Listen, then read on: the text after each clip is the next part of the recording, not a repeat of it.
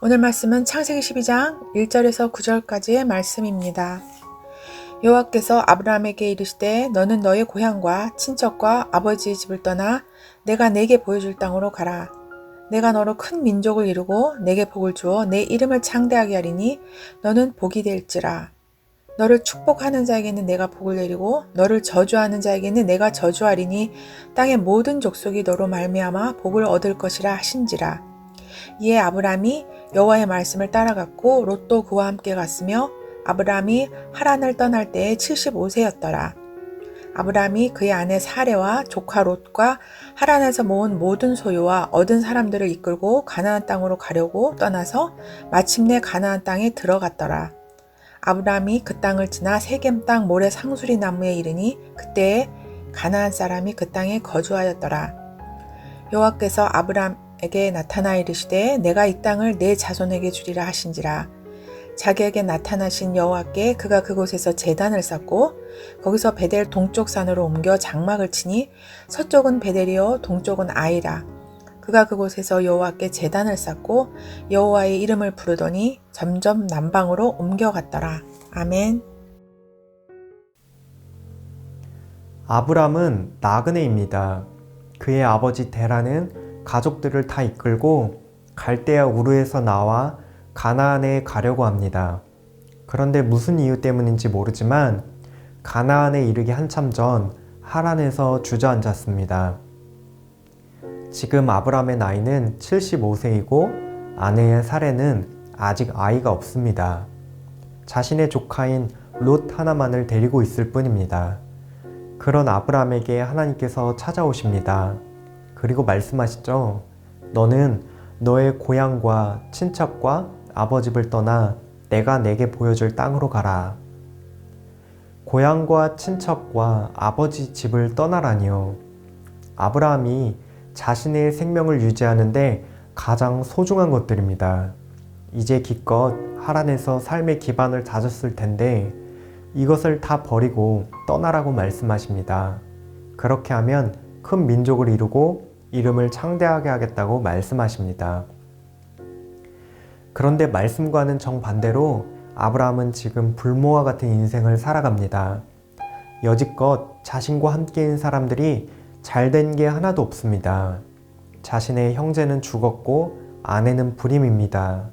하나님은 그런 인생에게 복을 베푸시고 복을 전하는 통로로서 복 자체로 삼겠다고 말씀하십니다. 하나님이 7번이나 복이라는 단어를 반복하시는 걸로 봐서 농담하시는 것처럼 보이지는 않습니다. 그런데 하나님은 아브라함에게 이것을 어떻게 행하실지는 아무 말씀하지 않으십니다. 방법은 하나도 가르쳐 주시지 않습니다.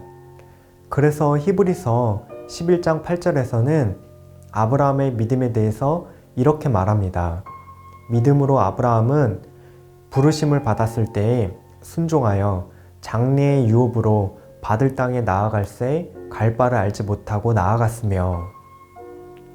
그렇다고 아브라함이 맹목적으로 미신처럼 따르고 나아갔다는 말은 아닙니다. 아브라함은 분명한 목적지를 알았습니다. 어딘지도 모르는 곳에 막연하게 출발한 게 아닙니다. 무슨 일이 일어날지는 모르지만 다 잘 될 거야 하는 식으로 긍정적인 사고를 발휘한 게 아닙니다.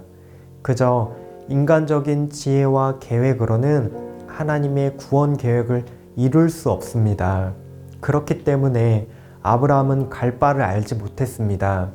그는 자신의 계획이나 소유, 능력, 지혜를 붙들지 않았습니다. 그렇다면 아브라함이 붙들 수 있는 것이 무엇이었을까요? 4절 말씀입니다. 이에 아브라함이 여호와의 말씀을 따라갔고. 아브라함은 여호와의 말씀을 붙듭니다.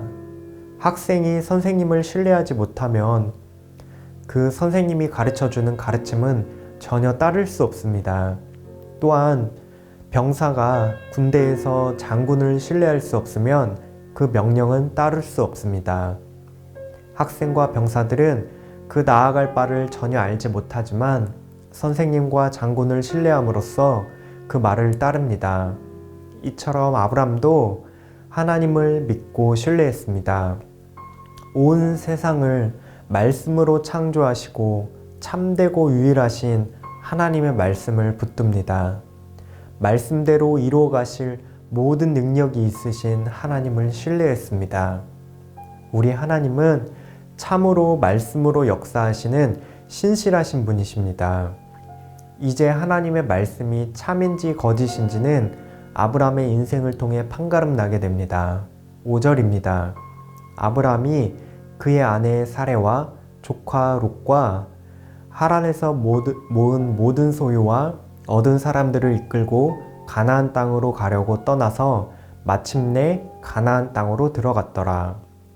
마침내 아브람과 가족들은 가나안 땅으로 들어갑니다. 하나님의 말씀을 따라서 말이죠. 하나님께서는 가나안에 이른 아브람에게 다시 나타나 내가 이 땅을 내 자손에게 주리라 말씀하십니다. 아브람은 가나안 땅 곳곳에 제단을 쌓고 여호와의 이름을 부릅니다. 이 땅을 주시겠다고 말씀하시고 그 말씀을 이루신 하나님이 자신과 함께 하신다는 사실을 가나안 사람들에게 분명하게 보여줍니다. 제단을 쌓고 예배함으로써 말이죠. 아브라함은 그렇게 오직 하나님의 이름만을 부릅니다. 아브라함을 부르신 하나님이 우리를 이 세상 가운데로 부르십니다. 하나님 나라의 축복을 모든 민족 가운데 전하는 통로로 말이죠. 그렇지만 우리도 갈 바를 알지 못합니다. 이것이 참으로 우리의 인생입니다. 우리 계획이 성공할 수 있을지, 오늘 쌓아둔 재물이 내일은 어떻게 될지, 또 코로나와 같은 질병 앞에서 우리의 생명이 얼마나 오래 지속될 수 있을지 장담할 수 있는 것은 하나도 없습니다. 그렇지만 우리에게는 하나님이 주신 말씀이 있습니다. 그리고 그 말씀대로 인도하시는 하나님이 우리와 함께 계십니다. 심지어 말씀이신 예수 그리스도를 하나님께서는 이 땅에 보내주셨습니다. 그 말씀으로 우리를 붙들어 주시고 불러주십니다. 우리를 하나님 나라의 복으로 삼아주시고 복의 근원이신 하나님을 이 세상 가운데 전하도록 사용하십니다. 우리 하나님을 신뢰하고 그분의 말씀을 붙들며 주님의 길을 따르는 청년가족들 되시기를 바랍니다. 이 시간 말씀을 붙들고 함께 기도하시겠습니다. 우리에게 말씀하시는 하나님, 그 한 분만을 신뢰하며 말씀을 붙들고 따르게 하소서.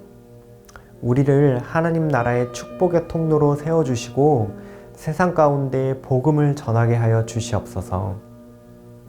갈 바를 알지 못하는 우리에게 하나님은 함께 하시고 말씀을 주십니다. 그 말씀을 따라서 인도하시는 하나님의 선하심을 맛보아 누리는 복된 하루 되시기를 바랍니다.